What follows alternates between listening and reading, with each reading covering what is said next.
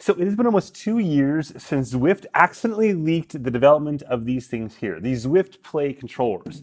Except, funny fact, almost nobody noticed. In fact, I didn't even really fully process it because it was part of a larger leak of stuff around their smart bike initiative that they eventually tabled or whatever the case is. But these were actually in that imagery from back then, just really, really hard to see, though it was in plain text down below. Now, what are these things here? This is the new Zwift Play controller. It comes in this little box right there, and it allows you to go ahead and control the entire Zwift game experience from your handlebars. That includes things like steering, accessing the so-called action bar, or basically all the settings like changing your view and stuff like that, as well as throwing down a burrito, so doing power-ups, and even thumbing up someone. Thumbing up, that sounds kind of weird when you say it like that, but giving a thumbs up to someone. So rather than talking about it here, I'm just gonna simply show you on the bike all the pieces and tell you what works well and what might need a little bit of love. Now, of course, I will first mention what's in the box, which is really simple. You get these two things here. You get this little paper manual you're not going to read after this video. You get a sticker to stick on a small child or something. And then you get the charging... One second. Okay, then you get the charging cable, which is nice because it's got two USB-C connectors on one end to charge these things, even mid-riding if you have to, and then regular USB-C-A on the other end. That's just in the box. Oh, also, you've got these two little shims in case you got some sort of funky handlebars that requires them. But we won't use this for now. With that, let's jump over to the bike and just actually start using it. Okay, so these are the controllers right here. The left one says L for left on it. The right one says R for right on it. Pretty straightforward. They have these straps that go ahead and basically pull around your handlebars and then snap in like that. Really easy to do. Here is a USB-C charging port, since I didn't show that earlier on. It's got this waterproof door on it. My understanding it's also internally waterproofed as well. This is the button to power it on or off. I'm going to press it off for a second, so I'll turn back off there. I'm going to put this right here just so I can show you how to get the right-hand side one on first. So I take this and I simply wrap it around like this. And I can find the point I want. I go lower, I can go higher if I wanted to. It just depends on where you want to put it. And then I just go ahead and wrap it like that, and I'm done. It's really, really easily. And the left-hand side right here, I do the exact same thing. And again, this is where if you wanted that shim, you can go and use that shim. Sorry, I might try not to block the camera view here while I do this. There we go, pop it in place, come on, pull out. There we go, done, okay. I'm trying not to block this up here, didn't really work obviously. But again, at this point, I powered on by pressing the left-hand side button there. This one I've already accidentally powered on this whole process, so that's on there. Battery life, they're saying 20 hours of battery life between charges. I'm actually seeing about double that, but I haven't been using steering for every second of every single ride. So I've kind of used it more for the action bar and a little bit of steering, a little bit of ERG Mode stuff. Now you can see right here the typical pairing screen. In this case, I'm gonna go ahead and tap on steering, and then you'll see the two Zwift Play controllers are left and right. And the icons also match the icons that you have on the controllers. I'll go ahead and select both of these. There we go, and then click close. In a couple seconds, it usually will go ahead and show the battery levels in that. Not always, though. I've found a couple times where it doesn't show. You can see there goes the right-hand side, and then hopefully in a second here, we'll get the left-hand side. There we go, and there goes the battery indicator. At this point, I'm ready to roll. It's as simple as that. It's gonna load up a course, doesn't really matter first, then I'll show you the Repack Rush steering course, as well as how ERG Mode works. So here we go, we'll just get simply started pedaling. Nothing crazy right here. I'm gonna start off on the left-hand side, just kind of show you how this all works. So this is the action bar. I press up, and then I can go ahead and just go right and left in here.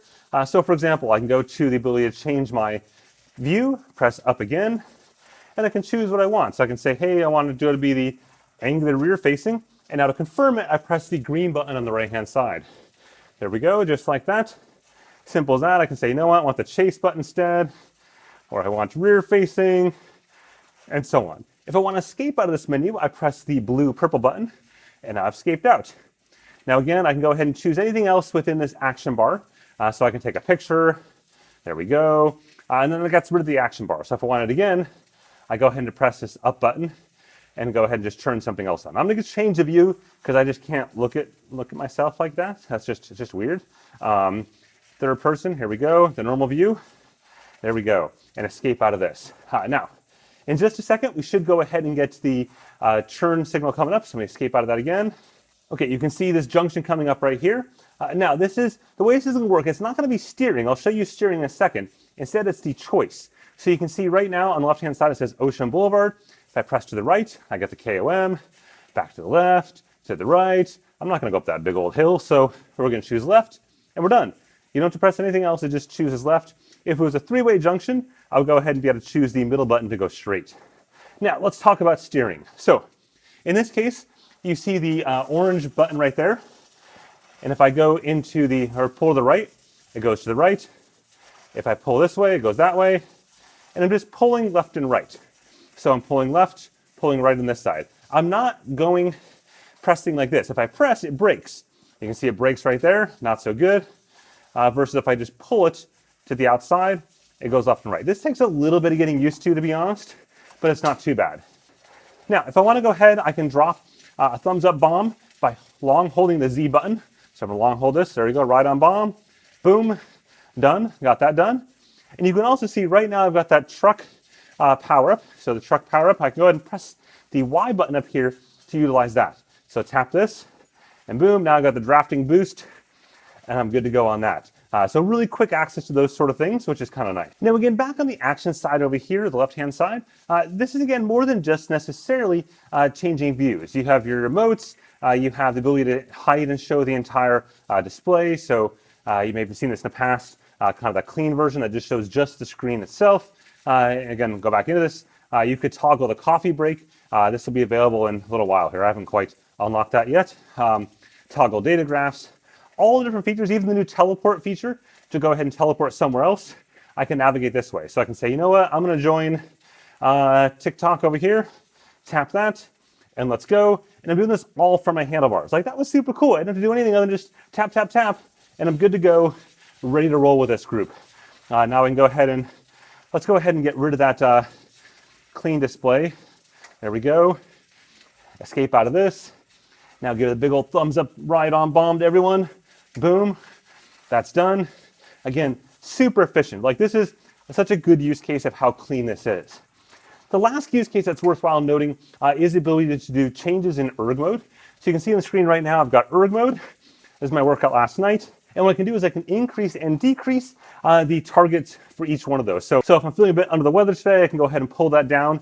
The way I would do that would be to use the left or right texture button. So this space right here, the right side increases it, and the left side decreases it. Just simply tap it a few times, and it goes down, and the right-hand side, tap it a few times, and it goes back up again. Very, very easy. And again, remember, I can also access the ERG mode option to turn on and off ERG mode using the arrow keys in the action bar as well. Now, I do want to mention the new Repack Rush that you see right there. You may remember Repack Ridge from the past, but Repack Rush is a new road bike focused one. Repack Ridge is one that goes ahead and was for mountain bikes. Here you can see the Repack Rush intro screen. I will just continue on this. Basically, blue is good, boost your speed. The red you want to avoid, it slows you down. And then the green there goes ahead and helps you collect time bonuses. So in this case, we'll get started like this. And you'll see as I go through it, I will collect bonuses. So I'm going to go ahead and steer. I find the steering not quite as responsive in here for some reason. I don't really know why, but it's a little bit annoying. So there we go, over, especially on the turns. And again, you can power through this faster by pedaling faster and suffering more. So there we go. And then there we go. Oh, whiffed that one. So just to show you, if I hit this red spot, it slows me down like this. But I'm saving time. Every time I hit this little clock, I get bonus time at the top, which is taken off my score at the end. So there we go. Oh, nay. Around this. No, no, no, no. I couldn't, like, that part, I would turn, but it didn't go. Like, it's just not as responsive as it is in some other places. Like right there, I couldn't go far enough over the right. Oh, this is my worst performance to date. I've had fast performances, I promise. But I will hit these little zoomers. Oh, I can't, that's what I mean. Like, I should have gone instantly over, and it just doesn't respond as fast here. My understanding is they're doing some changes in Repack Rush for responsiveness, like guide rails, but hopefully they get rid of that. There we go. And you keep iterating your way through this until you get the end. My best is about like 246 or so, but I haven't like spent a ton of time on this. It's fun. It's like F-Zero style back in the day. Okay, so where do things stand? Well, first off, I don't know if I mentioned it earlier on, but the price is 99 bucks Kind of. It's $99 during the beta period. And they haven't defined how long this beta period is. I asked them, are we talking like a couple days, a couple weeks, a couple months, a couple years, like Google style beta? And they said it's not Google style beta. So it's one of the other ones, but they didn't really clarify how much. But after that beta period, this thing will be $150. And for me, $99 seems like a totally good impulse type purchase buy. A little bit pricey in some context. You know, if you look at like a wireless keyboard, for example, most of the cheaper, crappier ones like I have over here cost, you know, like 50 to $80, give or take. But those aren't sweat proof. They generally suck usability wise when it comes to Zwift, but you can type messages on them, something you cannot do with the Zwift Play. So at $99, I am totally on board. I think it's great. However, at the $150 after the beta ends, I think it's a bit of a tougher push. It's not like horrendously overpriced, but I think it's one of those like, yeah, it's not the impulse anymore. It's not like the, yeah, I'll buy this right now sort of thing. So I'm not sure. And maybe it'll never make it 150. Who knows? But we'll have to see there. The one thing that is notable I didn't talk about earlier as well is that Zwift says they plan to make this an open, not open standard, but an open protocol. So they agree that the existing steering situation in Zwift today is a proper dumpster fire. And it's mostly of Zwift's own doing, to be very, very clear here. They had like gatekeeping there initially, and then it's been a big mess in terms of implementation of steering across the board. But Zwift says that for this, they're using a new, again, not open, they're not calling it open, but a new protocol that will be open to third parties so that third parties can put it in their own hardware if they want to. And so that would be really cool to see on smart bikes, for example, that already have lots of buttons. Most of the smart bikes in the industry today have buttons, and those buttons aren't used for anything because Zwift never gave a platform to use them for anything. And so that'd be awesome to see those used, and maybe other companies will come up with other sort of trainer accessories, perhaps even better done than Zwift, that can go ahead and leverage that. I mean, I think from a Zwift perspective, they just want you to subscribe to their platform long term. While selling hardware is nice, that's not where they're going to make their money on you. They're going to make it on long-term, you subscribe to the platform and paying that month over month for a year after year. Anyways, as for Zwift Play, yeah, go buy it. Buy it at $99. Maybe don't buy it at $150. I don't know, but I'm pretty happy with it. I'm looking forward to seeing how it grows and expands over time as Zwift keeps talking about. With that, thanks for watching and have a good one. Oh, and don't forget to like thumbs up, not with the controller, but the YouTube thing at the bottom there, because that's what you're supposed to do. It makes the video better, not better, but it helps the video out. I mean, you know how this works, right? It's YouTube. Have a good one.